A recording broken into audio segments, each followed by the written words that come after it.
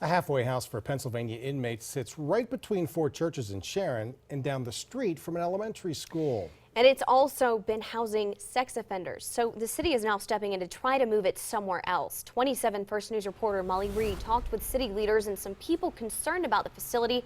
Molly's live in the newsroom. Yeah, that's right, Mandy. Last week, Sharon residents actually went to a council meeting raising concerns about 3 sex offenders living in a halfway house right next to an elementary school. Since then, the city has been trying to figure out a solution. So today I sat down with some of those city officials to find out what they're doing.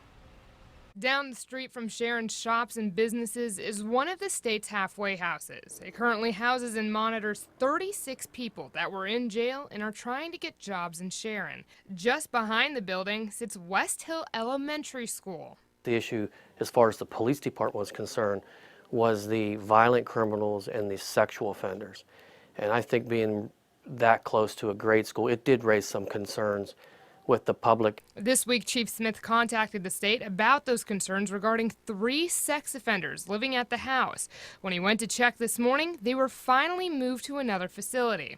But it still raised concerns about how it will affect the city's growth. We have new commercial buildings going up, and we have a lot of renovation, and Penn State is doing wonderful things, and they're growing, and they're on the cusp of even further expansions, and that property's become a roadblock. Ed Lysak and his son own a store next to the house. The people from the halfway house may go and help somewhere in the city, but they're causing a lot more problems than they are good.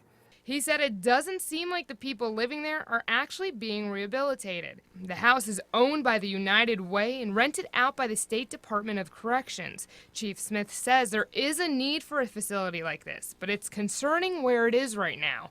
City Manager Bob Fiskus hopes he can work with the United Way to find another use for the building. Maybe we can sit down and we can partner with some economic development corporations and the Chamber of Commerce and all the wonderful things and see if we can find a way that they can market that property to another entity.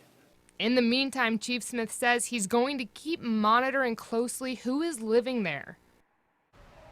Now, I also reached out to the United Way to see if discontinuing their lease with the state is something they're interested in doing, but I have not gotten any of my phone calls returned. I also just spoke with the representative from the school board, and he said that they've never had an actual incident, but it has been a growing concern of theirs. For now in the newsroom, Molly Reed, WKBN 27 First News.